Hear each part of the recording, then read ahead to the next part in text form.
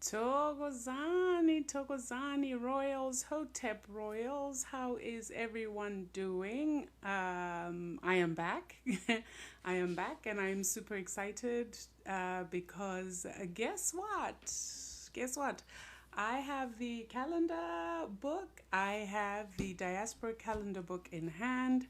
I am super excited. So I've been going through it and yeah, it's beautiful. It's got a picture of Nkulu at the beginning. It is so comprehensive. Um, I am so happy to finally hold one in my hand because got some printed out just so we could take a look at the quality, so we could take a look at you know how it turns out as a project. And I am so super proud of this. This is the English version of the calendar book. um, there is just a ton of information in this. I know that people have started ordering. I want to say thank you. For those who've ordered, please do me a favor. When you get your copy, please do send me a picture with you and your copy so that we can show others that we are decolonizing. We are decolonizing our minds. We are decolonizing our spirits so that we can decolonize our lands and our wealth and our artifacts. And yes, we're decolonizing for reparations as well because them palm colored creatures owe us. Anyway, I am super excited. So here's the calendar book. I actually thought I'd do a little exercise with you guys and read something from it. And I want to I've shared with you guys about the characteristics. Hi everyone, I see you all. I'm not going to interact much because this literally just came in and this is the second time I'm here today. So I just wanted to share with you guys. I'm holding this thing in my hand and I'm so super excited. So I thought, let me share with you just a little excerpt so you know what you're getting in terms of how useful this is for you. And before I read, say, from one of the principles or energies, one of these, right? Each one of you, every single one here, you are one of these energies or principles. Why are you one of those? Because you were born in the season in which that energy or principle prevailed. And Mkulu explains so beautifully how our ancestors worked with this calendar to make sure that as individuals they were aligned and as a community that they were aligned simply by following nature, because all these principles are electromagnetic energies or frequencies. In Kemet they call them the neteru. In isiZulu we might call them amadlozi womkati, meaning the spirits of nature. And all they did was make sure that they aligned with these energies or spirits of nature and ensured that they were doing things within that season that correlated and corresponded and were in harmony with whatever principle or energy was in existence. So that is stuff you can read by yourself. Mkulu has written about it, and he's written about the importance of the calendar. It's divided into several sections. It starts with number 1, importance, reclaiming cultural autonomy. Number 2, countering historical erasure. Number 3, symbolic acts of resistance. Number 4, restoring our intellectual heritage. Number 5, fostering unity and solidarity. Number 6, revitalizing language and symbols. 7, promoting alternative world views, meaning to say promoting a community-centered worldview as opposed to this individualistic, capitalistic worldview that was actually imposed upon us that has nothing to do with us. So I am super excited. So let me read to you, oh my gosh, I don't even know where to start. I'm like shaking on the inside. So let's talk about the season of Neptet. Neptet is the protector. And the season of Neptet is from the 23rd of December, say, to the 23rd of January. He gives like a brief introduction. Neptet, the protector, rules the fourth month of the African year. Her spirit is the sustenance of this new birth, the new birth being everything that was birthed in the new year. So she's responsible for the sustenance of that. We see that in nature. And there's a mythological background that he gives to Neptet. And then he talks about the season and the people born in this season and their personality trait, right? So I'm going to read just a few. Just so if you're Neptet, you're lucking out. You're getting to know who you are just from here. So their personality traits, they are disciplined and responsible. They are the epitome of discipline, responsibility. They set high standards for themselves and others, and they approach life with a meticulous and methodological plan. They have a strong sense of duty, and this drives them to fulfill their responsibilities, often putting work before play. Their disciplined nature ensures that they are reliable and trustworthy in personal and professional contexts. They are ambitious and determined. They are practical and realistic. And they're challenging or shadow traits. This is the beauty of this, guys, which is why we call working with the calendar therapy, because it gives you the shadow traits, meaning the things that you need to look out for if you embody any of these energies. So shadow traits are pessimism and cynicism, stubborn and inflexible, workaholic tendencies. They're in relationships, they can be over serious. So it gives the yin and the yang of each of your principles.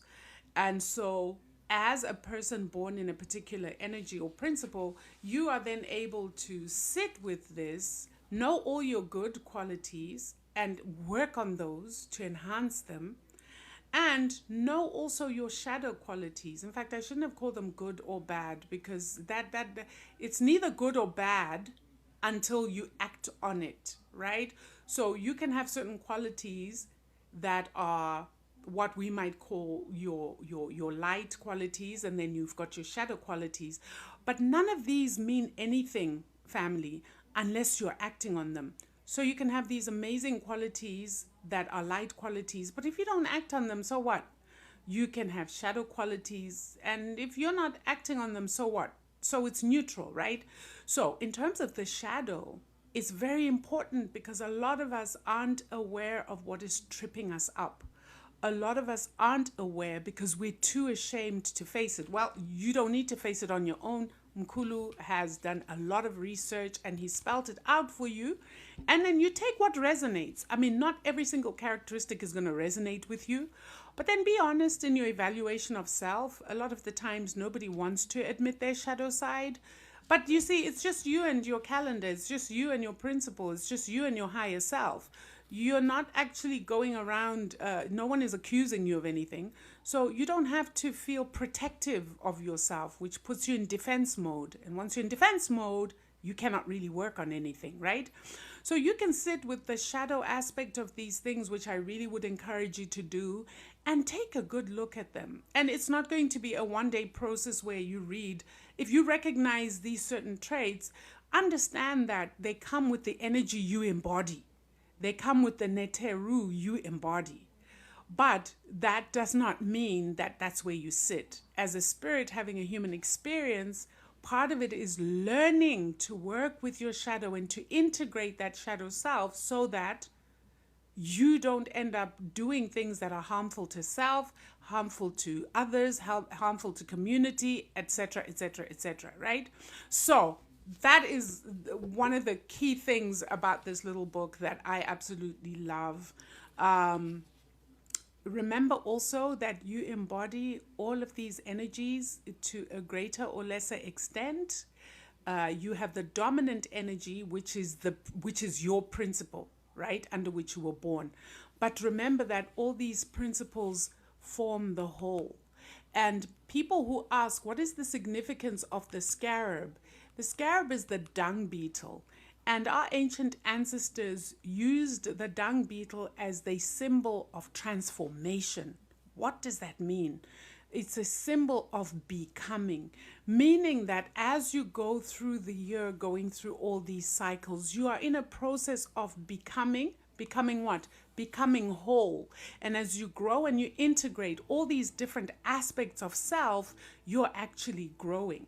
Understand that. Number two, why the dung beetle? Well, if anyone knows anything about the dung beetle, I can tell you a little bit. The dung beetle is a beetle that is in nature, and it is responsible for cleaning up nature. So, for example, if you go into a game reserve, say in Africa, there are lions, there are zebras, there are elephants, there are giraffes. These animals produce a whole bunch of dung, D-U-N-G, right? And literally, if this dung wasn't somehow processed, it would just become toxic to the environment. So it is one of nature's purifiers, one of nature's transformers. And what the scarab, tiny though it is, can do is it can carry huge, heavy blocks of dung on its back. And it can, in a way, it transforms it by digging it back into the soil, so that what the dung then does is it becomes a fertilizer. So this beetle in Kemetic terms in Medunasia is called Khepera. Khepera, which is the process of becoming, the process of transformation. And so it sits at the center of this, because as you move from one energy or principle to the next, there is a process of Khepera, there is a process of transformation as we move from one season to the other. And this is confirmed by nature. In nature, as we move from one season to another, you see a transformation in the vegetation. So in September, everything is young and lush and green. You know that virgin green when something is brand new? Then as you go from September to October to November, that green becomes more verdant, more lush. As we move from these months, we're also moving through the different electromagnetic energies and frequencies. And so you see this in nature itself. You see it with animals. And you being part of nature would sense it and feel it within yourself as well, if you were living consciously, which is what we're all trying to do, is to live a conscious life, right? So that we're better aligned with nature. And so that is what this scarab is. As you're moving from one season or principle to another, there is a process of transformation that takes place. And this is also what should be happening with you. You should be in continuous and constant transformation as a spirit, having a human experience until you're done with this life and you're ready to transition. And you exit this body and then you transform yourself, meaning you go through the real or the most important Khepera, where you will take on a new physical body and come back and do the whole process over and over again, learning new things, acquiring new abilities with each lifetime. That's a story for another day. But for the purpose of this calendar, that is what this dung beetle or Khepera or the scarab really means. I love the scarab as a meditation piece to sit with and literally think about the dung beetle and what it does. Maybe you could do this for yourself.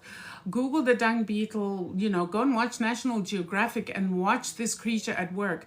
Because our ancestors, for them to come up with these symbols, remember Mkulu talked in the beginning about the reclamation of our symbols. These are some of the symbols. The reason they came up with the different symbols that you see is because they observed nature. They observed, for example, Sekhmet is a lion with the blood on her. during that season, they observed a certain activity around the felines. What were they doing? What was their mood? And then that season was called the season of Sekhmet. What else was going on? Fire, Sekhmet. Sekhmet is the season in which, you know, in Africa, for example, on the savannah, the grass gets burned. Sometimes it's natural wildfires, just to show you how wild this is, because the grass is so dry, and there's a knowledge that unless we burn off the old grass, new grass cannot come up. Kepera, the process of transformation, right? So, ooh, there's a ringing in my ear. Somebody's trying to talk to me. These ancestors are trying to talk. But yeah, guys, I'm excited. I think you know it. I think you could tell. I am so super excited. I'm just, this has been a long time coming. I did an interview with Mkhulu last Saturday. Some of you may have seen it. And I think we were both just as excited because this has been a long time coming. And this is our unifier, guys. This is our unifier. For me, when I look at this calendar and its circular nature and the center being transformation, this is Bakwantu's unifier, is this calendar.